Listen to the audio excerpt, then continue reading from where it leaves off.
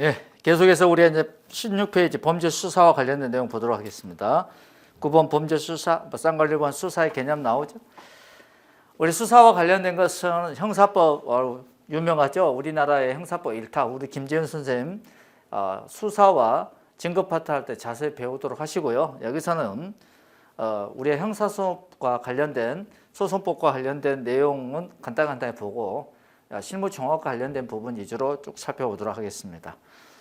자, 수사의 개념 나오죠. 수사기관이 형사사건에 관하여 범죄 혐의가 있을 때 공소제기 여부를 결정하고 제기된 공소를 유지하여 범인에게 유죄 판결하기 위해 범죄 사실을 조사하고 범인 근거 및 증거 증인을 발견 수집 보존한 활동을 말한다.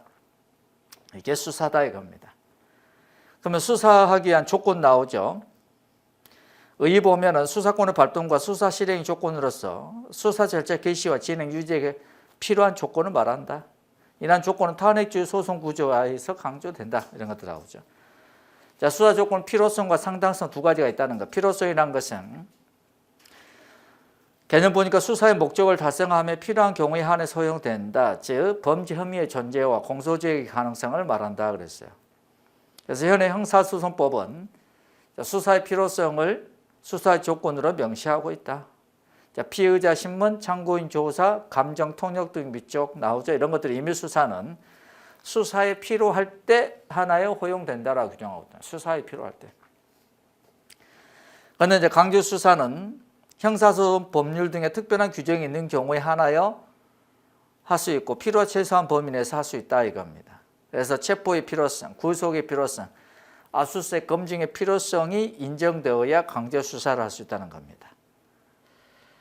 그 다음에 우리가 친고죄, 반의사 불보죄 있죠? 에서 소송 조건이 결여되면은 공소제기 유지를 할 수 없고 또한 범인에 대한 유죄 판결, 수사 최종적 목적을 달성할 수 없으므로 자, 친고죄나 반의사 불보죄에서의 소송 조건과 관련돼서의 수사 필요성이 부인되는지에 견해 대립이 있다.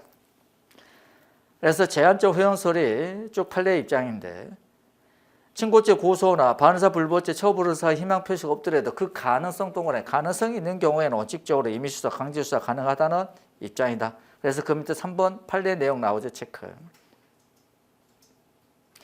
그래서 4번 친고죄에서 피해 등의 고소권자의 고소가 없더라도 즉 소송 조건이 결여되어 있다 할지라도 고소의 가능성, 다른 말로 공소제기 가능성이 있는 경우에 임의수사, 강제수사 가능하다. 그 다음에 수사의 조건 중에 상당성이라는 게 나오죠. 수사 개시의 상당성, 수사 방법의 상당성. 자, 개시의 상당성은 비례성의 원칙과 관련된 내용이죠. 범죄란 피해가 극히 경미한 사건에 대하여 범죄를 인지하여 수사 개시하는 것은 범죄 인지권의 남용이다라고 보는 겁니다. 그래서 사례가 2번 나온 체크. 3번 수사의 비례 원칙은 임의수사도 중요하지만 강제수사에 더욱더 강조된다. 자, 수사 방법의 상당성입니다. 그래서 나오는 게 2번 체크죠. 범죄 유발적, 범위 유발적 함정 수사는 수사 실행 방법의 상당성을 결한 것이다 라는 게 판례 입장이죠. 그래서 관련된 판례가 3번에 나와 있죠. 체크.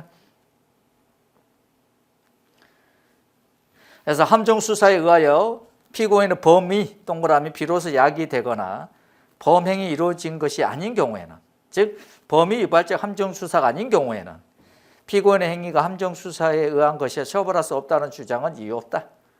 그런 내용이 나오죠. 그래서 판례의 내용도 좀 잘 알아둘 필요가 있고 기타의 수사의 조건에서 보니까는 우리 이제 수사 개시의 조건 나오죠. 수사 개시 우리는 실무적으로 이건 이렇게 표현하죠.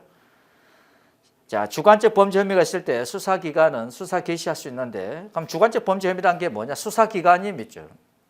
주의사정 합리적으로 판단하여 구체적 사실 및 팩트에 근거하여 범죄 혐의를 인정하는 걸 말한다 이겁니다. 그 다음에 압수수색 검증의 조건 나오죠. 주관적 혐의가 증거 동그라미에서 객관적 뒷받침되는 어떤 최초 단순한 범죄 혐의가 있으면 된다. 체포 구속의 조건 나오죠. 객관적 범죄 혐의. 즉 주관적 혐의가 증거에 의해서 객관적으로 뒷받침되는 경우다. 일반적 기준으로, 일반인의 기준으로 인정되는 게 그게 아니다. 즉 객관적 범죄 혐의라는 것은 무죄 추정의 정도가 돼야 되고 3번 보니까는 합리적 평균이라고 했죠. 법관이 일반인을 기준으로 한 게 아니라 합리적 평균을 기준으로 무죄 추정을 깰 정도의 범죄 혐의를 우리는 객관적 혐의.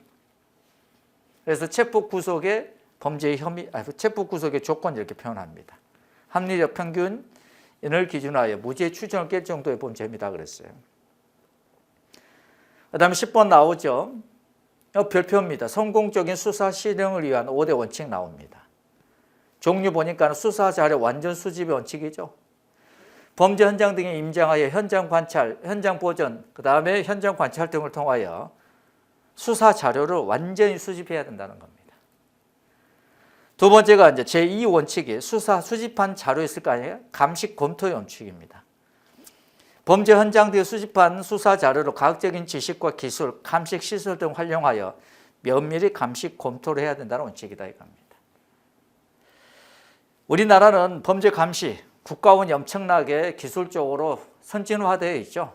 그래서 웬만한 범죄는 거의 다 범인이 특정이 되고 검거할 수 있어요. 시스템도 엄청나게 많죠. 그럼 수사 자료가 완벽하게 수집되려면 범죄 현장 등이 완전하게 보존이 잘 돼 있어야겠죠. 그래서 모든 수사의 출발점은 현장 보존입니다. 현장 보존이 잘해야 되고 현장에서 현장 관찰을 잘해서 수사 자료를 완벽하게 수집을 해야겠죠. 그 다음에 세 번째가 감식 검토의 결과 자료를 가지고 적절한 추리를 해야 한다. 추리. 수집한 수사 자료를 면밀히 감식 검토한 다음에 범인과 범죄 사실에 관하여 가상의 추측, 추리를 한다는 거야. 적절하게 추리를 해보는 거다. 이게. 유의점 수집된 자료에 의한 합리적이고 다각적인 판단, 모든 경우 수를 고려하고 추측, 추리는 가설적, 가상적 판단이다. 이게. 가설적이다. 가상적이다 똑같은 말이죠. 판단이다 이겁니다. 확정적이다. 최종적 판단이 아닙니다. 그래서 진실이라고 확신하면 돼야 하는데 안 된다는 겁니다. 그 다음에 그 추리를 여러 각도에서 이제 검증을 해보는 겁니다. 검증적, 험증적 수사의 원칙, 제4원칙이죠. 여러 가지 추측 중 정당한 것이 어느 것인가를 판단하기 위해서 추측의 모든 각도 밑줄 검토해 보는 걸 말합니다. 추측은 추리를 확인하는 작업이자 그 추리가 잘못됐다라고 검증되면 다시 원위치, 제1원칙인 수사 자료를 수집으로 다시 가야 되죠. 그래서 추리를 확인하는 작업이자 수사 자료 수집하는 단계다. 다른 말로 뭐라게? 추리가 검증적으로 딱 적절하게 검증을 해보니까 맞다. 그럼 증명으로 가야 되죠. 직선적으로 쭉 가는 거잖아. 그런데 추리를 검증해 뭐 잘못됐다는 거야. 그러니까 다시 앞으로 회전해서 가야 되죠. 그래서 자료 다시 수집해야 되는 거죠. 그래서 직선적, 순환적 수사를 하는 단계다 이렇게 표현합니다. 검증하는 방법이자 사방사입니다. 사방실. 수사 사항 결정 사 동그라미, 수사 방법 결정 방 동그라미. 그런 다음에 검증하는 수사를 실행합니다. 사방실에 검증하는 수사 사항을 결정, 검증하는 수사 방법 결정, 그 다음에 검증하는 수사 실행, 사방실 이 순서대로 검증을 합니다. 그런 다음에 사실 판단 증명의 원칙 제5원칙이죠. 수사관이 형성한 심증, 즉 수사 자료를 완전 수집한 제1원칙 감식 검토한 다음에 적절한 추리를 했고 범인과 범죄 사실에 관하여 이걸 다시 이제 검증, 험증을 해보니까 범인과 범죄 사실에 관하여 우리 사법경찰이 심증을 형성했어요. 그 수사관이 형성한 심증을 검사나 법관 등에게 그 판단이 진실이라는 걸 객관적으로 증명을 해야 된다는 거죠. 객관적으로 증명해야 된다. 객관적으로 증명하기 위해서는 증명 방법 나오죠. 판단, 심증 형성, 주장을 일정한 형식인 말이나 글로서 표현을 해야 되고 그 판단이 진실이라는 이유, 근거를 제시해야 된다 그랬어요. 잘 알아두십니다. 제1원칙, 성공적 수사 실행을 하기 위한 제5대 원칙 중 제1원칙 수사 자료 완전 수집, 감식 검토, 적절한 추리. 추리란 가설적, 가상적 판단입니다. 그래서 확정적, 최종적 판단이 아닙니다. 이걸 진실이라고 확신하면 안 된다 그랬어요. 그 다음에 검증적, 험증적 수사, 다각적으로 검토를 해야 된다는 거죠. 검증적, 험증적 수사는 다른 말로 뭐라고 한다? 추리를 확인하는 단계이면서 수사 자료를 수집하는 단계, 다른 말로 직선적 수사하게 하는 단계이면서 순환적으로 하게 하는 단계. 그러면 검증적 수사의 방법, 사방실이라겠죠. 검증적 수사 사항 결정, 방법 결정, 실행. 그 다음에 증명을 해야 되는 거예요. 사실 판단 증명의 원칙. 잘 알아두시기 바랍니다. 잘 알아두시기. 그 다음에 11번 수사 주체로서의 경찰 그랬죠. 그동안 우리 경찰은 검사와의 상명하복, 직무상 명령에 복종하는 그러한 어떤 수사의 어떤 뭐랄까요? 보조자로서의 지위를 가지고 있었죠. 그런데 형사소송법과 검찰청법 등이 개정이 되면서 수사 주체로서 우리 경찰을 인정하고 있죠. 이런저런 지금 법률적 다툼이 있죠. 그래서 검찰청법에서 이걸 또 개정을 했죠. 그래서 부패범죄, 경제범죄를 제외한 나머지 모든 범죄를 우리 경찰이 수사를 하게끔 했죠. 그런데 이를 대통령령 시행령을 또 뭡니까? 개정을 하면서 검찰청법에서 검사의 수사의 대상을 제외했던 것을 다시 뭡니까? 검사의 수사의 대상으로, 이거는 뭐다? 부패범죄다, 이건 경제범죄다 라고 그 밑으로 나열을 하면서 검찰의 수사 어떤 대상으로 다시 대통령령으로 정해버렸죠. 그러니까 이 법안을 주도적으로 통과했던 민주당 입장에 봤을 때는 그 검찰청법의 하위에 있는 대통령령이 상위에 있는 검찰청법의 어떤 개정한 취지에 위반돼서 이거는 뭐다? 이 법이기 때문에 무효다라고 보는 입장이죠. 우리 경찰청에서도 공식적으로 이거는 뭐다? 상위법인 검찰청법의 개정 취지에 반하기 때문에 이 법이어서 무효다라는 견해를 이제 제시했죠. 제가 봐도 그런 것 같은데 논리적으로 이제 법률 전문가인 어떤 법무부 장관 또 법률 전문가 대통령 등이 이걸 또 추진하고 있기 때문에 논란이 좀 생길 것 같습니다. 대표적인 논란이 어떤 논란일까요? 검찰이 부패 범죄라고 수사를 했는데 이거는 뭐 검찰의 수사의 대상이 아니야. 나는 사법경찰한테 수사를 받겠다. 라고 당신이 이 수사할 권한이 있냐 없냐 라고 논쟁을 법률적으로 붙을 수 있겠죠.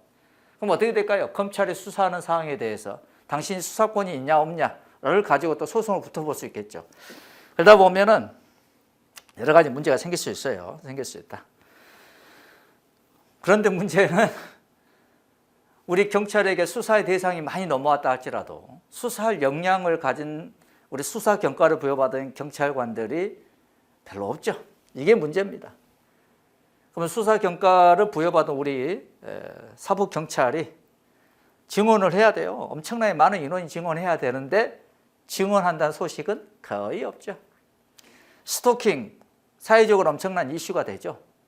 근데 그 스토킹 범죄를 처리할 우리 경찰관들은 증언이 거의 안 되는 거예요. 그럼 우리 경찰들 어떻게 됩니까? 초과의 근무를 하게 되죠. 미치는 겁니다. 미치는 거예요. 그러다 보니까는 우리에게 수사권이 왔을지라도 즐거운 마음, 우리에게 드디어 수사할 수 있는 권한이 생겼다라는 마음 생기는 것 플러스 수사 인력이 확충되고 그래서 우리 경찰의 수사의 역량을 국민에게 막 이제 뭡니까? 드러내야 되는데 인력이 턱없이 부족하니까 이상하게 기피하는 부서가 되어버렸다는 겁니다. 지금 이런 문제점이 있는 것 같아요. 자, 아무튼 우리 경찰이 수사 주체로서의 이제 법률상 지위를 가졌다는 겁니다. 그래서 검찰과 경찰의 상호 협력 관계 및 수사권자 나오죠. 방가로 1번 검사와 사법경찰관의 관계 등 형사법 195조. 검사와 사법경찰관은 수사 공소 제기 및 공소 유지에 관해 서로 협력해야 된다. 상명하복 이런 게 없죠. 2번 1항에 따른 수사를 위하여 준수해야 하는 일반적 수사 준칙에 관한 사항. 이거는 대통령령 검사와 사법경찰관의 어떤 상호 협력과 일반 수사 준칙에 관한 규정으로 정한다. 수사 준칙에 관한 규정 이렇게 정한다 이겁니다. 방가로 2번 사법경찰관리 형사법 197조 경무관부터 시작해서 경위는 사법경찰관으로 범죄 혐의가 있다고 사료될 때에는 범인, 범죄 사실, 증거를 수사한다. 경사부터 순경과 사경리로 수사 보조를 해야 된다. 즉 검사의 지휘를 받아서 뭐 수사를 한다 뭐 이런 말이 없죠. 그래서 사법경찰관의 모든 수사에 관한 검사의 지휘 규정 삭제가 되었다. 그 다음 사법경찰관의 1차적 수사 종결권자 나오죠. 사법경찰관의 사건 송치 등 형사법 245조고 사법경찰관은 고소고발 사건을 포함하여 범죄 수사를 할 때에는 다음 각호의 구분에 따른다. 범죄 혐의가 있다 라고 인정될 때 지체 없이 검사에게 사건을 송치하고 관계 서류와 증거물을 검사에게 송부하고 그 밖의 경우 그랬죠. 범죄 혐의가 없다고 인정되는 경우입니다. 그냥 불송치하는 거죠. 그 이유를 명시한 서면과 함께 관계 서류와 증거물을 지체 없이 검사에게 송부를 하고 이 경우 검사는 송부받은 날로 90일 동안 내 사법경찰관에게 반환하여야 한다 이렇게 나오죠. 범죄 혐의가 있다. 이거는 검찰에게 뭐다 기소 의견을 송치하는 거죠. 그 밖의 경우 불송치 결정 등 하는 겁니다. 이런 것들이 이제 뭐다? 사법경찰관의 1차적 수사 종결권자다라고 보는 겁니다. 11번 검사의 보완 수사 요구 나오죠. 형소법 197조의 2. 검사는 다음 각과 어느 하나에 해당하는 경우에 사법경찰관에게 보완 수사를 요구할 수 있다. 송치 사건의 공소 제기 여부 결정, 공소 유지에 필요한 사항. 자, 우리 사법경찰관이 범죄 혐의가 있다고 인정돼 직접 검사에게 사건 송치했죠. 송치한 사건에 관하여 검사가 유죄 확신이 있어 공소 제기를 했죠. 공소 제기하려 하죠. 또는 공소를 제기한 공소 유지하기에 필요할 때는 보완 수사 요구할 수 있다 이겁니다. 그다음에 사법경찰관 신청한 영장 청구 여부를 결정하기 위하여 필요할 때는 보완 수사를 요구할 수 있다. 사법경찰관은 검사의 보완 수사 요구가 있을 때는 정당한 이유 없는 한 지체 없이 이를 이행하고 그 결과를 검사에게 통보하라. 사망 쭉 나오죠. 한 번씩 보시고. 그다음에 쌍가루 2번 검사와 사법경찰관의 상호 협력과 일반적 수사 준칙에 관한 규정 나오죠. 검사와 보완 수사 요구와 관련된 수사 준칙 규정입니다. 대통령령. 방금 1번 보완 수사 요구의 대상과 범위 나오죠. 동규정 59조. 검사는 형소법 245조 제1호에 따라서 지금 범죄 혐의가 있다고 인정하여 검사에게 송치한 사건에 사법경찰관으로부터 송치받은 사건에 대해 보완 수사 필요하다고 인정하는 경우에 특별히 직접 보완 수사를 할 필요가 있다고 인정되는 경우를 제외하고는 사법경찰관에게 보완 수사 요구하는 것을 원칙으로 한다 그랬어요. 그 다음에 검사는 형소법 197조 2 제1항 1호 송치 사건의 공소 제기 여부 결정, 공소 유지에 관한 필요할 경우 보완 수사 요구할 수 있다 그랬어요. 1호에 따라 사법경찰관에게 송치 사건 및 관련 사건 쭉 나오죠. 대하여 다음 각호의 사항에 관한 보완 수사를 요구할 수 있다. 범위에 관한 사항, 증거 및 범죄 사실 증명에 관한 사항 이런 것들에 대해서 보완 수사를 요구할 수 있다 이겁니다. 한 장 넘겨서 방가로 2번 보완 수사 요구의 방법과 절차. 검사는 197조 2의 제1항 공소를 제기할 것인지 여부를 결정할 때 제기한 공소 유지하기 위해 보완 수사 요구할 때에는 그 이유와 내용 등 구체적으로 적은 서면, 관계 서면 및 증거물 사법경찰관에게 송부하라 그랬어요. 그 다음에 2번 보완 수사 요구를 받은 사법경찰관은 1항에 따른 단서에 따라 송부받지 못한 관계 서류와 증거물이 보완 수사를 위해 필요하다 판단되면 해당 서류와 증거물을 제출하거나 그 전부 또는 일부를 등사할 수 있다 이렇게 나오죠.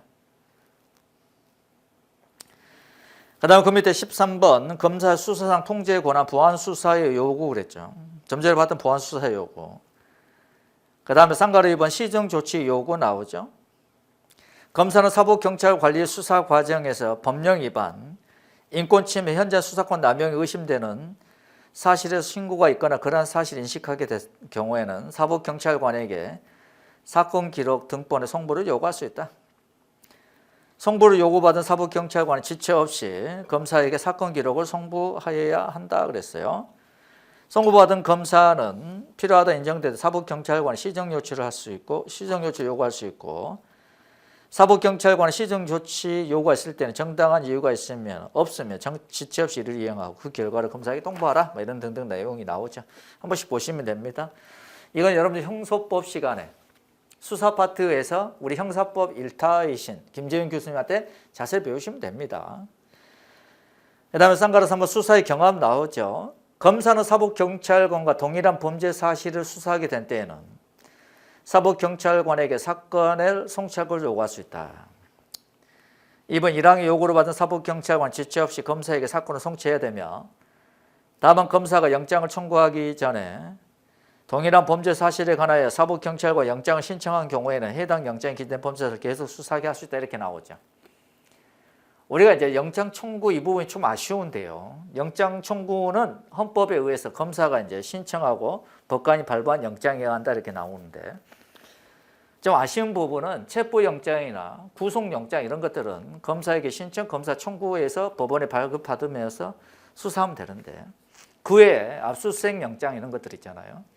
압수수색 영장 이런 것들, 검증영장 이런 것들은 우리 사법경찰관이 사법경찰관 하면은 너무 광범위하다 그러면은 뭐 경감 이상 사법경찰관 뭐 이렇게 한다든지 아니면은 예전에 사법고시를 합격해서 검사가 됐기 때문에 사법고시를 합격하게 되면 예전에 우리 경찰로 하면 과장급인 뭐 경정이죠, 경정.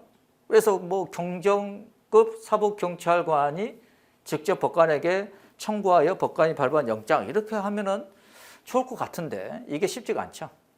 그래서 체포 구속영장 관련돼서는 검사에게 신체 검사 청구가 바람직한 것 같지만 수사 효율성 등을 봤을 때 인권 침해 등 요소도 없는 압수수색 검증영장 같은 경우에는 뭐 경정 이상 또는 경감 이상 지금 로스쿨 출신 변호사는 경감을 오기 때문에 경감 이상 사법경찰관의 청구에 의하여 법관이 발부한 영장에 의하여 압수수색 검증할 수 있다. 뭐 이렇게 하면 좋잖아요. 한 김에 이렇게 했으면 더 좋았을 텐데는 아쉬움이 있죠. 그 다음에 그 밑에 보면은 쌍가루 4번 재수사 요청 등 나오죠. 형소법 245조에 8 나오죠. 사법경찰관은 고소고발 사건을 포함하여 범죄로 수사를 할 때는 범죄 혐의가 있다고 인정하는 경우에는 지체 없이 검사에게 사건을 송치하고 그 밖의 경우에는 그 이유를 명시한 서면과 함께 관계 서류의 증거를 지체 없이 검사에 송부하여야 한다. 이 경우 검사는 송부받은 날로부터 90일 이내에 사법경찰관에게 그 서류를 반환해야 된다. 좀 전에 봤던 사건 송치 등 관련된 규정이죠. 검사는 254조 5 제1항 2호 불송치 결정 위에 보면 1항의 두째 줄 그 밖의 경우 그랬죠. 불송치하는 경우에 이게 서류입니다. 그 이유를 명시한 서면과 함께 관계 서류와 증거를 검사에게 송부를 해야 한다. 이 내용이죠. 불송치하는 경우에 사법경찰관이 사건을 송치하지 아니한 것이 위법 또는 부당하다고 때에는 그 이유를 문서로 명시하여 사법경찰관에게 재수사를 요청할 수 있다. 즉 검사는 사법경찰관이 범죄 혐의가 없다. 그래서 불송치 결정을 했다. 그런데 그 불송치 결정한 것이 관계 서류, 증거물 이런 것들을 검사에게 송부한 다음에 검사가 읽어보니까 불송치하는 것이 위법이다 또는 부당하다라고 판단될 때에는 이런 문서로 명시하여 사법경찰관에게 재수사를 요청할 수 있다 이겁니다. 3번 사법경찰관은 재수사 요구했을 때는 재수사를 해야 한다? 무조건 재수사를 해야 됩니까? 할 수 있다라고 바꿔놓으면 훨씬 좋은데 해야 한다에 놨다. 한다 그러니까 우리 사법경찰들이 엄청나게 힘들죠. 할 수 있다로 바꿔놔야지. 그렇죠.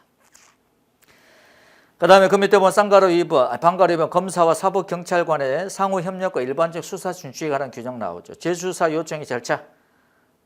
좀 전에 봤던 내용을 좀 더 이제 자세히 규정해 놓은 거죠, 여러분들. 그렇죠. 검사는 245조 8에 따라 사법경찰관에게 재수사 요청을 하려는 경우에 법 제245조의 제2호 불송치 결정에 따라 관계서류 증거를 송부받은 날로부터 90일 이내에 해야 된다. 자, 불송치 결정, 사법경찰관이 불송치 결정을 하죠. 그러면 관계 증거물, 서류 이런 것들을 전부 다 검사에게 직접 송부하죠. 그럼 검사는 이걸 검토해서 90일 이내에 사법경찰 반환하죠. 근데 90일 이내에 재수사 요청을 하라는 겁니다. 다만 다음의 경우에는 관계서류 증거물을 송부받는 날 90일이 지난 경우에도 재수사 요청을 할 수 있다. 그랬어요. 있다. 어떤 경우냐? 불송치 결정에 영향을 줄 수 있는 명백히 새로운 증거 사실을 발견됐다. 그 다음에 증거 등의 허위, 위조, 변조를 인정할 만한 상당한 정황이 있다. 이럴 때에는 불송치 결정을 하면서 관계 서류 있죠. 관계 서류. 증거물을 검사대에 송부하고 검사는 검토 후 90일에 반환하면서 재수사 요청을 해야 되는데 이런 경우에는 90일이 지났어도 송부받은 날로 90일이 지났어도 재수사 요청을 할 수 있다 이겁니다. 2항 3항 한 번씩 보시고요. 그 다음에 재수사 결과의 처리 나오죠. 사법경찰관은 법 245조 8 제2항에 따라 재수사를 한 경우에 다음 각호 구문에 따라 처리한다. 재수사를 해보니까 범죄 혐의가 있습니다. 그러면은 검사에게 사건을 송치하고 관계 서류와 증거물을 송부하고 기존의 불송치 결정을 계속해서 유지할 때에는 재수사 결과서에 그 내용과 이유를 구체적으로 적어 검사에게 통보한다 이겁니다. 검사는 사경관이 제2호에 따라서 재수사 결과를 통보한 사건에 대하여 다시 재수를 요청하거나 송치 요구를 할 수 없다. 뭐 이런 내용들 나오죠. 그 다음에 재수사 중에 이의신청, 그 다음에 고소인의 이의신청 뭐 이런 것들이 있습니다. 사법경찰관은 고소고발 사건을 포함하여 범죄 수사한 사건을 검사에게 불송치 결정하는 경우에 송부한 날로부터 7일 이내에 처음에는 고소고발인, 피해자, 법정대리인, 피해자 사망한 경우에 그 배우자, 직계, 친족, 형제, 자매에게 사건을 검사에게 송치 아니한 취지와 이유를 통지를 해야 된다 이렇게 나오죠. 7일 이내에. 이왕 검사에게 송치 아니하는 취지와 그 이유를 통보받은 사람은 고발인을 제외합니다. 해당 사법경찰관의 소속 관서의 장에게 이의 신청할 수 있다. 사법경찰관은 이의 신청이 있을 때 지체 없이 검사에게 사건을 송치하고 관계서류와 증거물을 송부해야 되고 처리 결과를 그 다음 그 이유를 신청인에게 통지하라 이렇게 나오죠. 고소인의 이의 신청. 자, 불송치 결정을 했어요. 사법경찰관이.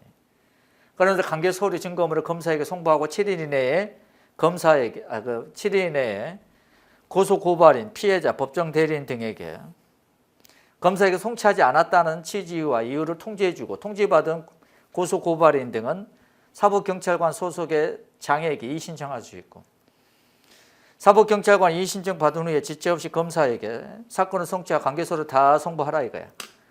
그리고 처리 결과 그 이유를 신청인에 통지해 주라 그랬어요. 오케이. 그래서 쌍가루 5번 2항 그렇죠? 2항 체크 한 번씩 보시면 됩니다. 그 다음 검찰의 수사 관련 권한의 제한 쌍가루 1번 2번 쭉 나오죠. 2번이 검사 작성 피신조서 나오죠. 검사가 작성한 피신조서는 적법한 절차와 방식에 따라 작성된 것으로서 공판 준비 또는 공판 기일에 그 피의자였던 피고인, 변호인의 내용 인정할 때 증거로 사용할 수 있다. 내용을 인정해야 된다는 거야. 그 다음에 조사 대상자 인권 보장을 위한 유의사항 나오죠. 인권 보장을 위한 유의사항. 이게 또 가끔씩 시험이 나오죠. 진술 거부권 등의 고지 나오죠. 진술 거부권 등의 고지. 방금 1번 진술 거부권 등의 고지 나오죠. 형사법 244조 3 나오죠. 그 다음에 방가로 2번 조사 시 진술 거부권 등의 고지 범죄수사규칙 64조. 형사법 244조의 3에 따라 진술 거부권 고지는 조사를 상당 시간 중단하거나 해차를 달리하거나 담당 경찰관이 교체된 경우에 다시 고지하라 이겁니다. 그 다음에 쌍가루 2번 피의자 신문 시 주의사항 나오죠. 경찰관은 조사가 진행 중인 동안, 피의자에 대한 조사가 진행 중인 동안에는 수감이나 포승 등을 해제하라. 다만 자살, 자해, 도주, 폭행 등 우려가 현저한 사람으로서 담당 경찰관 및 유치인 보호 주무자가 수갑, 포승 등 사용이 반드시 필요하다 인정할 때는 예외를 한다. 심야 조사의 제한 나오죠. 1항 별표. 검사 또는 사경관은 조사, 신문, 면담 등 그 명칭을 불문하고 피의자나 사건의 관계인에 대하여 오후 9시, 12시 아닙니다. 9시부터 오전 6시까지 심야에 조사를 해서는 안 된다 이렇게 나오죠. 우리 경찰 감찰 규칙에 의해서는 심야 조사가 뭐다? 12시부터 6시까지 말하죠. 이건 9시부터 6시까지입니다. 조사를 해서는 안 된다. 다만 이미 작성된 조서의 열람을 위한 절차는 자정 이전까지 진행할 수 있다. 지금 12시 이전까지는 진행할 수 있다 이겁니다. 이항 그럼에도 불구하고 다음 각호의 어느 하나에 해당하는 경우에는 심야 조사를 할 수 있다. 이 경우 심야 조사의 사유를 조서에 명확하게 기재하라 나오죠. 피의자를 체포한 후 48시간 이내에 구속영장 청구, 그다음 구속영장의 신청 여부를 판단하기에 불가피한 경우, 공소시효가 임박한 경우, 피의자나 사건 관계인 출국, 입원, 원거리, 거주, 직업상의 사유 등 제출성이 곤란한 구체적인 사유를 들어 심야 조사를 요청한 경우, 구체적인 사유를 들어 심야 조사를 요청한 경우, 그런데 변호인이 심야 조사에 동의하지 않는다는 의사를 표시할 때는 제외한다. 그 밖에 사건의 성질 등을 고려해 심야 조사 불가피하게 판단될 때 판단되는 경우 등 그랬죠. 법무부 장관, 경찰청장, 해양청장이 정하는 경우로서 검사 또는 사법경찰관 소속 경찰기관의 장이 지정하는 인권보호 책임자의 허가 등을 받은 경우 복잡하죠. 이런 경우에는 심야 조사를 할 수 있다. 피해자 체포를 했어요. 48시간의 구속영장 신청, 청구 여부를 위해 판단하기 위해 불가피할 때, 공소시효가 임박했을 때, 어떤 외국 출국이라든지 입원이라든지 등 구체적 사유를 들어서 심야 조사를 요청했을 때, 그 밖에 심야 조사가 불가피하다 인정될 때, 이때는 심야에도 조사할 수 있다. 심야 조사의 제한 잘 알아두시고요. 장시간 조사 제한 나오죠. 이것도 체크합니다. 검사 또는 사경관은 조사 신문 면담 등 그 명칭을 불문하고 피의자나 사건 관계인을 조사하는 경우에는 대기시간, 휴식시간, 식사시간 모든 시간을 합산한 조사시간, 총 조사시간 12시간을 초과하지 아니하도록 하라 그랬어요. 12시간. 자, 대기, 휴식, 식사시간 등 모든 시간을 합산한다 그랬어요. 대기, 휴식, 식사시간 등 모든 시간을 제한 조사시간 이렇게 하면 안 되죠. 합산한 겁니다. 합산한 거예요. 다음 각호의 어느 하나 하다 때는 예배를 한다. 그래서 피의자나 사건 관계인의 서면 요청에 따라 조서를 열람하는 경우, 그 다음에 21조 2항 각호의 어느 하나 해당할 때 이때는 그러지 아니한다. 이항 검사 또는 사경관은 특별한 사정이 없으면 총 조사 기간 중 식사시간, 휴식시간 및 조서의 열람시간 등을 제외한 실제 조사 기간인 8시간을 초과하지 않도록 하라. 3번 검사 또는 사경관은 피의자나 사건 관계인에 대한 조사를 마친 때로부터 8시간 지나기 전에 다시 조사할 수 있다 없다? 없다 그랬어요. 그래서 총 12시간, 실제 조사 시간 8시간, 조사를 마친 날로부터 8시간 이내에 다시 조사할 수 없다 등등등. 그 다음에 휴식 시간에 부여 나오죠. 검사 또는 사경관은 조사에 상당한 시간이 소요되는 경우에 특별한 사정이었으면 피의자 또는 사건 관계인에게 조사 도중에 최소한 2시간마다 10분 이상의 휴식 시간을 줘라 그랬어요. 오케이. 2항 3 한 번씩 보시고. 그 다음에 또 시험에 잘 나오는 게 통신 제한 조치와 관련된 내용이죠. 통신 제한 조치, 통신 사실 확인 자료, 통신 자료, 구체적인 어떤 종류 있죠, 여러분들. 종류. 통신 제한 조치의 행위 태양. 그 다음에 통신 사실 확인 자료의 내용, 통신 자료 내용 이런 것들. 그 다음 통신 제한 조치의 절차, 통신사 확인 자료의 어떤 요청 절차, 사후 통지 뭐 이런 것들. 그 다음에 보존해야 될 서류 뭐 이런 것들을 좀 알아보도록 하겠습니다. 통신 제한 조치는 전부 다 별표를 하시기 바랍니다. 별표. 먼저 통신 제한 조치입니다. 통신비밀법 5조 이하에서 규정하고 있고, 통신 제한 조치에는 검열과 감청이라는 두 가지 행위 태양이 있는데, 검열이란 것은 당사자의 동의 없이 우편물 그랬죠. 우편물. 밑줄 가로 열고 편지, 소포편물 다 포함해서 우편물을 개봉을 한다든지 기타의 방법으로 그 우편물의 내용을 지득하거나 내용을 안다든지 채로 적어놓는다든지 유치, 딴 곳 보관하는 것 등을 행위하는 것을 우리는 뭐라 한다? 검열 이렇게 표현합니다. 검열. 감청이라 하면 전기통신에 대하여 그랬죠.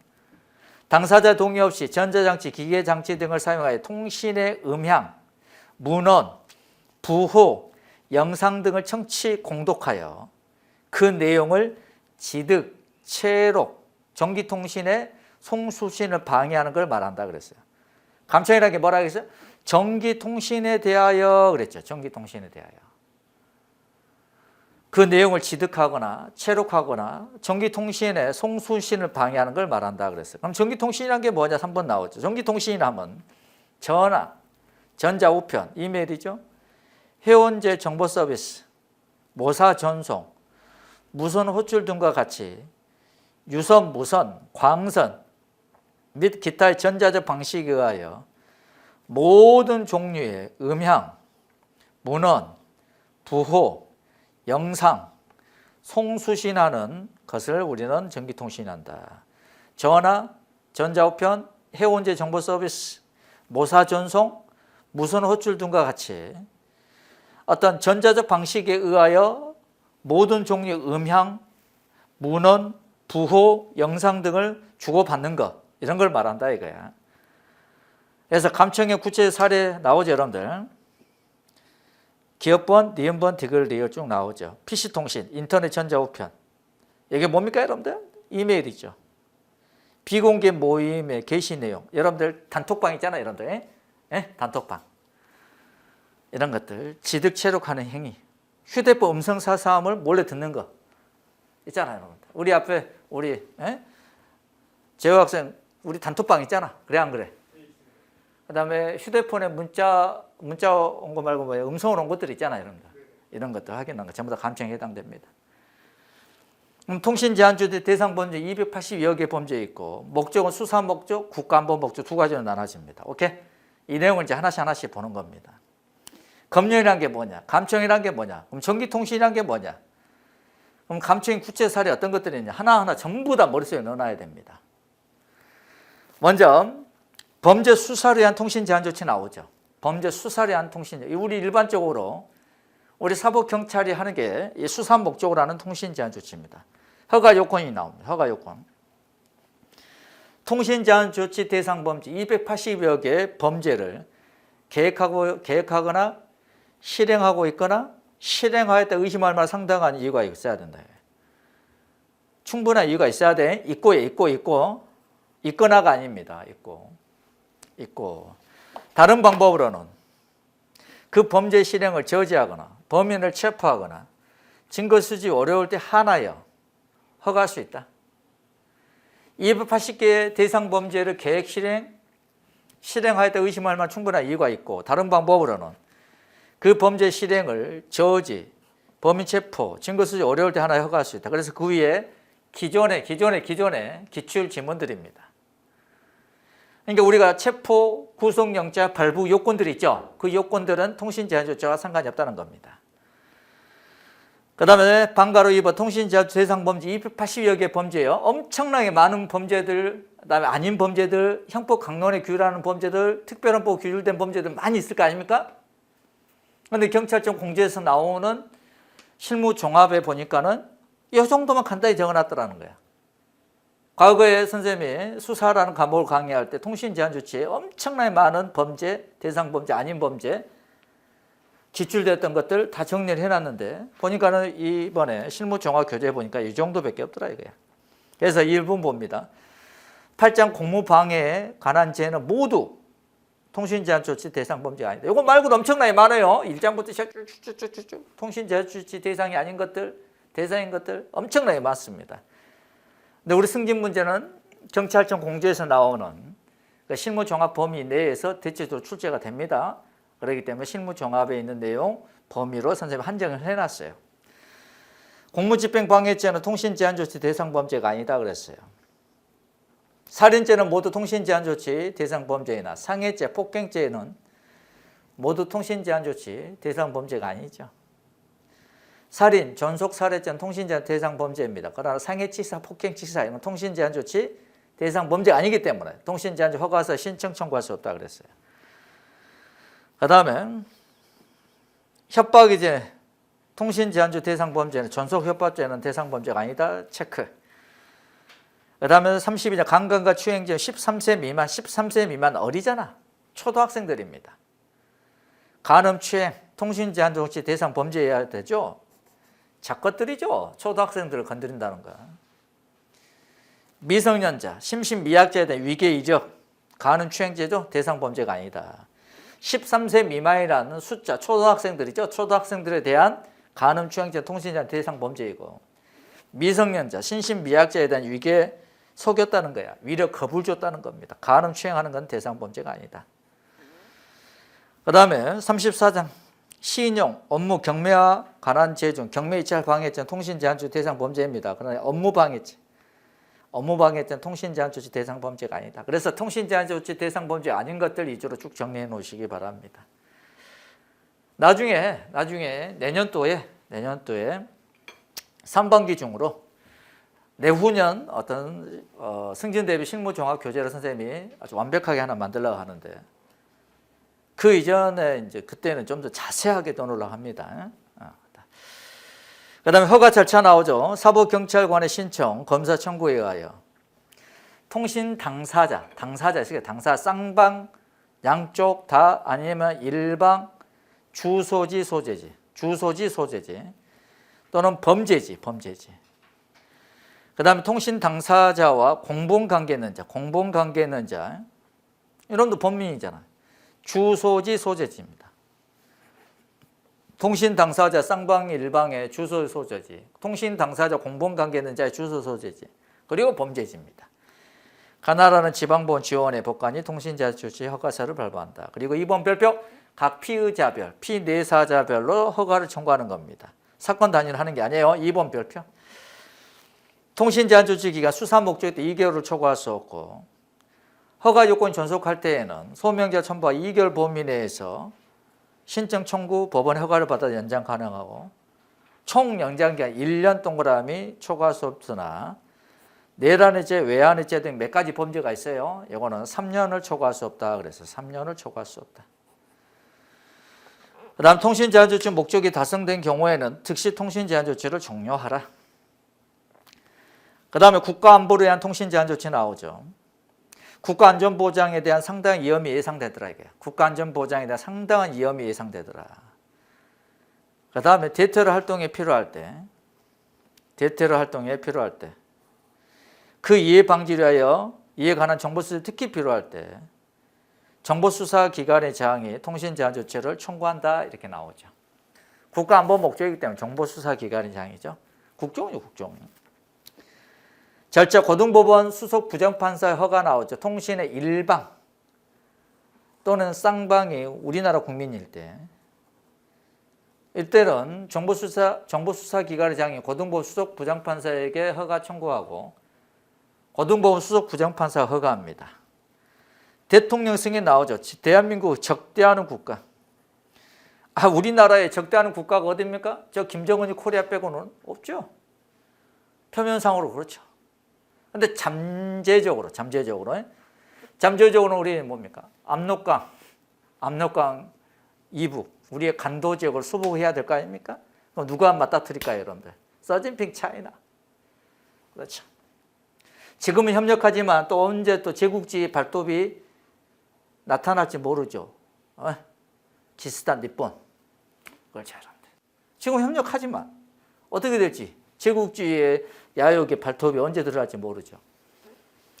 제가 항상 하는 말이 뭡니까? 우리나라가 어리버리 저 동남아 국가 같았다. 독도는 이미 일본 작것들이 지네 땅이라고 이미 깃발 꽂았겠죠. 그렇지만 우리 두는 부릅뜨고 정신 차리고 있고 우리나라가 경제가 선진화되고 자본주의로 인하여 선진화되고 경제 규모가 일본을 따라잡고 1인당 우리 국민의 실질적인 어떤 소득이 일본을 이미 앞지르고 여러분들 인터넷 보면 다 나왔죠. 일본의 어떤 대기업 4년대 졸업한 친구들 대학원 졸업한 친구들이 대기업 들어갔을 때 받는 월급 우리나라 4년대 대학원 나와서 대기업에 취업한 친구들의 월급 비교해 보세요. 우리나라 돈은 100만 원 이상 차이 납니다, 여러분들. 그러니까 일본에서는 한국 남성들과의 어떻게 봅니까? 사귀고 싶고 가정을 꾸리고 싶은 욕망이 크다 그러죠? 아니, 우리 경찰관 분들은 대부분 군대 갔다 오셨을 거 아닙니까? 저도 뭐 장교로 갔다 왔고요. 군대 갔다 온 친구하고 안 갔다 온 니폰 저 작것들하고는 생각 자체가 틀리죠, 여러분들. 생각 자체가 틀려요. 자, 아무튼 자 봅시다. 대한민국 적대하는 국가. 그다음 반국가 활동, 우리나라에 반하는 국가 활동, 반국가 활동 혐의가 있는 외국 기관, 외국 단체, 외국인.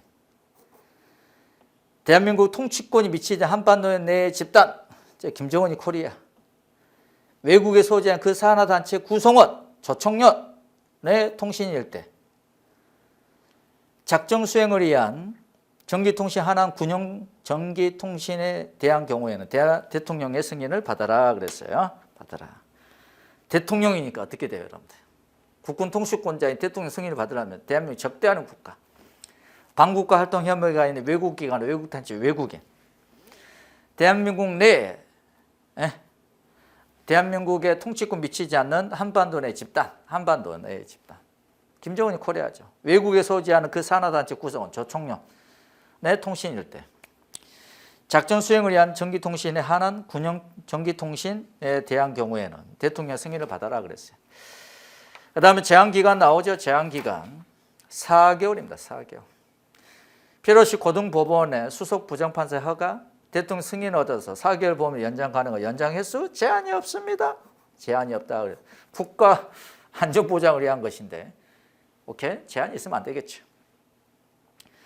통신 제한 조치의 목적이 달성된 경우에는 즉시 통신 제한 조치를 종료한다. 좀 전에 수사 목적도 2개월. 2개월 범위 연장. 1년을 초과할 수 없으나 내란 외환해제 등 아주 뭡니까? 어떤 반국가적 범죄와 관련된 것들은 3년을 초과할 수 없다 그랬죠. 그 다음에 긴급통신 제한 조치 나왔죠. 검사, 사법, 경찰관 나온 거 보니까 수사 목적이죠. 2번 정보수사기관장 나온 거 보니까 이건 국가안보 목적이죠. 국가안보 목적. 자, 검사, 사경관은 국가안보를 위협하는 음모행위, 직접적 사망이나 심각한 상해 위험을 야기하는 범죄, 그다음 조직범죄 계획이나 실행 등 같은 긴박한 상황이 있고, 국가안보를 위협하는 음모행위, 직접적인 사망이나 상해를 야기하는 상해 위험을 야기하는 범죄, 조직범죄의 실행이나 계획이나 실행 등 같은 긴박한 상황이 있고, 범죄 수사를 위한 통신 제한적 요건을 구비한 자에 대하여 보통의 통신 제한 조치 절차를 거칠 수 없는 긴급한 사유가 있을 땐 법원의 허가 없이 통신 제한 조치를 할 수 있다. 그 똑같은 말이죠. 기억, 니은, 디귿 똑같고, 국가안보를 위한 통신 제한 조치에 해당하는 자에 대하여 대통령 승인을 얻을 시간적 여유가 없거나 통신 제한 조치를 긴급히 실시하지 아니하면 국가안전보장에 대한 유해를 초래할 수도 판단될 때는 소속 장관의 승인을 얻어 통신 제한 조치할 수 있다 그렇게 나오죠. 허가 또는 승인 기간, 검사 또는 사경관 정보수사기관장은 긴급한 통신 제한 조치 집행 착수 후에 지체 없이 법원에 허가를 청구해야 되고, 긴급 통신 제한 조치 한때로부터 36시간 이내에 법원 허가를 받지 못하면 즉시 이를 중지하라. 36시간 나오죠? 36시간. 좀 전에 여러분들 몇 시간이 전부 다 48시간이었죠. 48시간.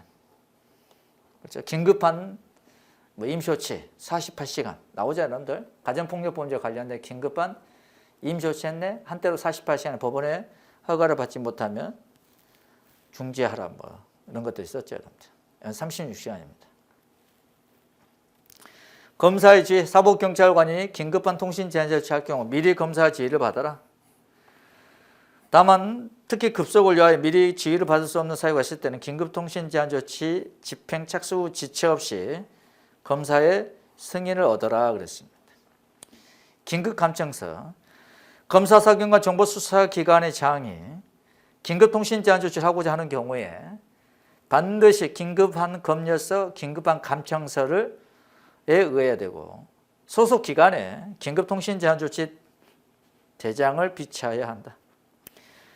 그 다음에 그 밑에 긴급통신 제한 조치 통보서 송부 나오죠. 긴급통신 제한 조치가 단시간 내에 종료되어 법원 허가를 받을 필요가 없을 때 그랬죠. 좀 전에 36시간에 법원 허가를 받으라 했죠. 그 이전에 이제 종료가 되어버렸어요. 그 종료 후 7일 동그라미 이내 관할지방검찰청 검사장, 정보수사기관에 대한 긴급통신 조치했을 때는 고등검찰청 검사장은 이에 대응하는 법원장, 지방법원장, 고등법원장에게 긴급통신 제한 조치란 검사, 사경관, 정보수사기관의 장이 작성한 긴급통신 제한 조치 통보서 송부하라 이렇게 나오죠. 자, 긴급한 통신 제한 조치 한때로부터 지체 없이 법원에 허가 청구하고 법원으로부터 긴급통신 제한 조치 한때로부터 36시간에 허가를 받지 못했을 때는 중지하라 그랬어요. 그런데 36시간이 지나기 전에 이미 종료가 되어버렸어요. 그래서 법원에 허가를 받을 필요가 없어요. 이때 종료 후 7일 이내에 지방검찰청 검사장, 고등검찰청 검사장은 지법원장, 고등법원장에게 긴급통신 제한 조치한 검사, 사경관, 정보수사기관의 장이 작성한 긴급통신 제한 조치 통보서를 송부해 준다 그랬어요. 오케이. 자, 통신제한조치 집행 나오죠. 통신제한조치를 이를 청구 신청하는 검사, 사경관, 정보수사기관의 장이 집행한다. 이 경우 최신관서 기타 관련 기관 등에 집행을 위탁하거나 집행에 관한 협조를 요청할 수 있다 그랬어요. 통신제한조치를 집행하는 자, 위탁받은 자, 최신관서 등이죠. 당해 통신제한조치를 청구한 목적과 집행 일시, 대상을 집행대장에 기재하라 그랬어요. 그 다음에 통신제한조치 집행을 위탁하거나 집행에 관한 협조를 요청하는 자, 동그라미 요청하는 자는 그 통신기관 등에게 통신제한조치 허가서 또는 대통령 승인서, 긴급간청서 등의 표지 사본, 사본입니다. 사본입니다. 허가서가 아니야. 교부를 해야 되고. 이를 위탁받거나 이에 관한 협조를 받은 자, 동그라미 받은 자는 이 통신제조 허가서, 긴급간청서 등의 표지 사본을 3년간 보관하라 그랬어요. 3년간 보관하라. 요청하는 자도 표지 사본을 그 최신기관 등 통신기관에게 교부를 해야 되고, 위탁받거나 이에 관한 협조를 요청받은 자도 통신제한조치 허가서 표지 사본 이걸 3년간 보관하라 이거야. 만약 보존하지 않았다 5년 이하 징역 3천만 원의 벌금이 처합니다. 통신제한조치 허가서, 긴급간청서 등의 표지 사본을 교부하면서 위탁, 그 다음에 협조 요청을 한다 그랬어요. 그래서 통신제한조치를 집행을 위탁하거나 집행에 관한 협조를 요청한 자는 표지의 사본을 교부하지 않고 요청했다 이거예요. 집행을 위탁하거나 집행한 협조를 요청한 자는 10년 이하 징역을 처벌합니다.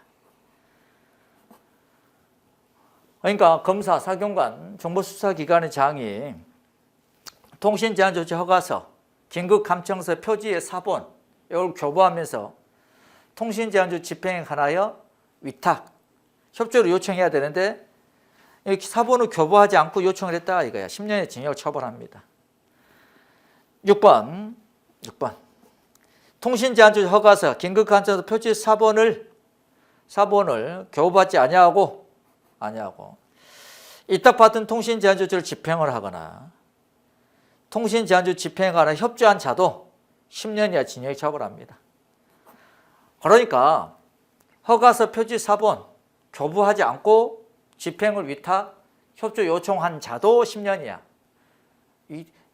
협조를 해준 자도 10년 이하. 받고 했어요. 허가서 등의 표지 사본을 받고 요청을 했고, 교부하고 요청을 했고, 교부받고 집행을 해줬어요. 최신관서 등이. 그럼 몇 년 동안 보존하라 했어요? 3년 동안 보존하라 했죠. 허가서 등의 표지 사본. 3년 동안 보존하지 않았을 때 5년 이하 징역 3천만 원의 벌금이 처한다 그랬어요. 처벌하는 내용을 잘 알아두세요. 처벌하는 내용. 그 다음에 7번 통신제한조치를 집행하는 자와 이를 위탁받거나 이에 관한 협조를 요청받은 자는 당해 통신제한조치 허가서 표지 통신제한조치를 청구한 목적, 집행, 협조 일시, 대상을 기재한 대장 3년 동그라미 보존하라 이거야. 보존하지 않았다 5년 이하 징역 3천만 원의 벌금이 처한다. 그래서 우리 통신제한조치와 관련돼서 처벌하는 내용 잘 알아두시고. 쌍가로 5번 통신제한조치 집행하라는 통지에 나오죠. 1번은 검사입니다. 한번 보시고요. 2번입니다. 사경관은 통신제한조치를 집행한 사건에 관하여 검사로부터 공소를 제기하거나 제기하지 아니한 처분 가로 열고 기소 중지 동그라미 참고인 중지 이건 제외합니다. 제외 통보를 받거나 우리 사경관이 이제 검찰 송치를 하지 아니하는 처분 수사 중지 결정은 제외한다 그랬어요. 중지 결정은 제외. 또는 내사 사건에 관하여 입건하지 아니한 처분한 때에는 그날부터 30일 이내에 우편물 검열의 경우 그 대상자의 감청의 경우에 그 대상이 된 전기통신 가입자에게 통신제한조치를 집행한 사실, 집행한 기관, 그 기간을 서면으로 통지를 하라 그래서 통지를 하라. 근데 4번 통지를 안 했나? 통지를 안 해줬네. 3년 이하 징역 등으로 처벌합니다. 처벌하는 내용 잘 알아두시기 바랍니다. 다시 우리 사법경찰관이 통신 제한 조치 집행한 사건에 관하여 검사로부터 공소 제기하거나 제기하지 않은 처분, 가로 열고 참고인 중지, 기소 중지 결정 제외 통보를 받았어요. 사경관이 통신 제한 조치 집행한 사건에 관하여 검찰에 송치를 아니한 처분했어요. 수사 중지 결정은 제외하고. 통신 제한 조치를 집행한 사건에 관하여 내사 사건에 관하여 입건하지 않은 처분했다 이겁니다.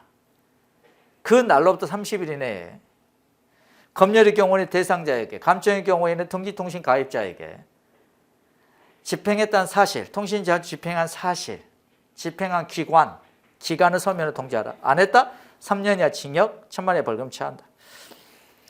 쌍가루 6번 통신 제한 조치로 취득한 자료의 사용 제한 나오죠.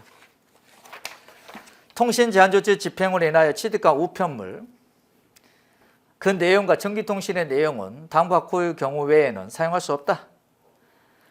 통신 제한 조치 목적이 된 범죄나 이와 관련된 범죄를 수사하거나 소추하거나 예방을 위하여 사용하는 경우, 통신 제한 조치 목적이 된 범죄, 이와 관련된 범죄의 징계 절차를 사용하는 경우, 통신의 당사자 제기하는 손해배상 소송에 사용하는 경우, 기타 다른 법률의 규정에 사용하는 경우에는 사용할 수 없다 그랬어요.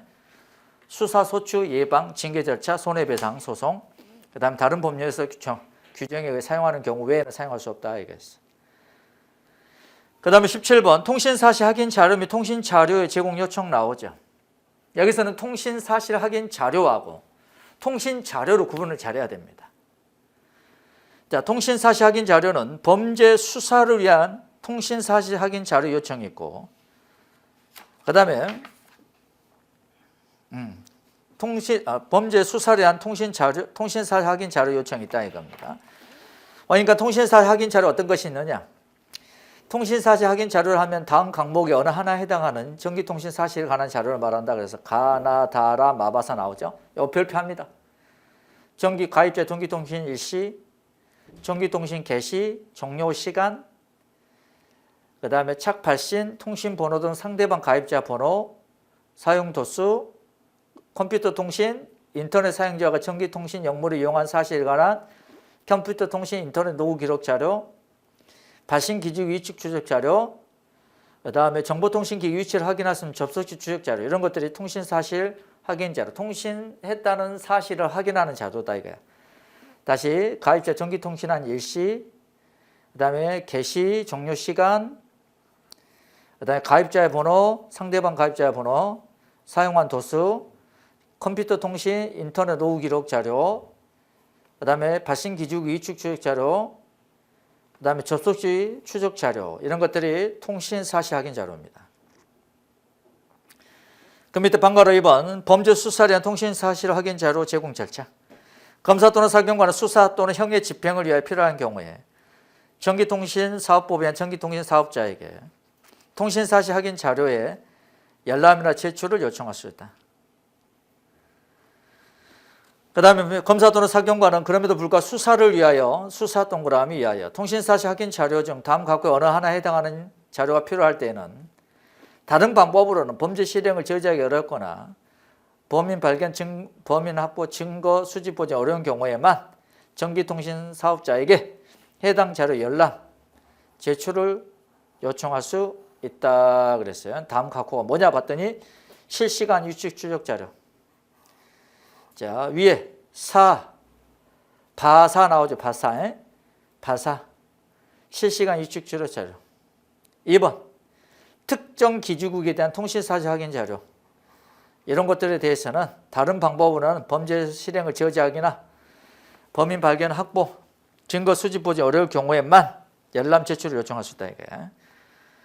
그 다음에 통신사실 확인 자료 제공을 요청하는 경우에 요청 사유, 해당 가입자의 연관성이 필요한 자료 범위를 기록한 서면으로 관할 지방법원에 또 지원 허가를 받아라 그랬어요. 그 다음에 다만 관할 지방법 지원 허가를 받을 수 없는 긴급한 사유가 있을 때에는 통신사실 확인 자료 요청한 후 지체 없이 허가를 받아 전기통신사업자에게 송부한다 그랬습니다. 여기서 중요한 것은 통신사실 확인 자료 어떤 것들이 있냐 그랬어요. 일시, 전기통 개시, 종료 시간, 상대방 가입자 번호, 사용 도수, 컴퓨터 통신, 인터넷 노후 기록 자료, 발신기 위치 추적 자료, 접속지 추적 자료 이런 것들이 있다. 그 다음에 방가로 3번 범죄 수사에 대한 통신사실 확인 자료 제공의 통지. 검사 또는 사경관의 통신사실 확인 자료 제공을 받은 사건에 관하여 다음 각호의 구분에 따라 정한 기간 내에 통신사실 확인 자료 제공받은 사실, 그 다음에 자료 제공을 요청한 기간, 그 기간을 통신사실 확인 자료 제공의 대상자에게 서면으로 통지한다. 공소를 제기하거나 공소 제기, 검찰 송치를 아니한 처분, 기소 중 참고인 중지, 수사 중지 결정은 제외. 입건하지 아니한 처분을 한 경우에 그 처분한다고 30일 이내에 그랬죠. 30일 이내. 그 다음에 2번 기소 중지, 참고인 중지, 수사 중지 결정한 경우 그 결정한 날부터 1년 이내. 1년 이내. 1년 이내. 1년이 경과한 때로부터 30일 이내. 그 다음에 3번 수사가 진행 중인 경우 그랬죠. 통신사실 확인 자료 제공을 받은 날로부터 1년 동그라미 경과한 날로부터 30일 이내 통신사실 확인 자료 제공을 받은 사실 자료 요청한 기관 그 기간을 서면으로 통지해 주라 그랬어요. 다시 봅니다. 공소를 제기하거나 공소 제기, 검찰 송치를 아니한 처분, 기소 중 참고인 중지, 수사 중지 결정은 제외, 입건하지 아니한 처분했다. 30일 이내. 그 다음에 기소 중지, 참고인 중지, 수사 중지 결정을 했을 때 그 결정한 날부터 1년 지난 후에 30일 이내. 수사가 진행 중일 때 통신사실 확인 자료 제공을 받은 날부터 1년이 경과한 때로부터 30일 이내. 그 밑에 18번 통신자료 제공 요청. 이거는 통신비밀법에 근거한 것이 아니고 전기통신사업법에 83조에도 기여를 합니다. 전기통신사업자는 법원, 검사, 수사관서에 장한 그랬어요. 군수사기관의 장, 국세청장, 지방국세청장 포함. 정보수사기관의 장이 재판, 수사 동그라미 수사. 그 다음에 형집행. 그 다음에 국가안전보장을 위해 이해를 방지하기 위한 정보 수집을 위하여 다음 각호 자료 열람이나 제출을 요청하면 그 요청에 따를 수 있다 그랬어요. 요청에 따를 수 있다. 그래서 보니까는 이용자의 성명 동그라미, 이용자의 주민번호, 주소, 전화번호, 아이디, 가입일, 해지일 나오죠. 전부 다 이용자 나오죠. 이용자의 성명, 주민번호, 주소, 전화번호, 아이디, 가입일, 해지일. 이건 통신자료란 거예요. 통신자료. 좀 전에 뭐라 했어요?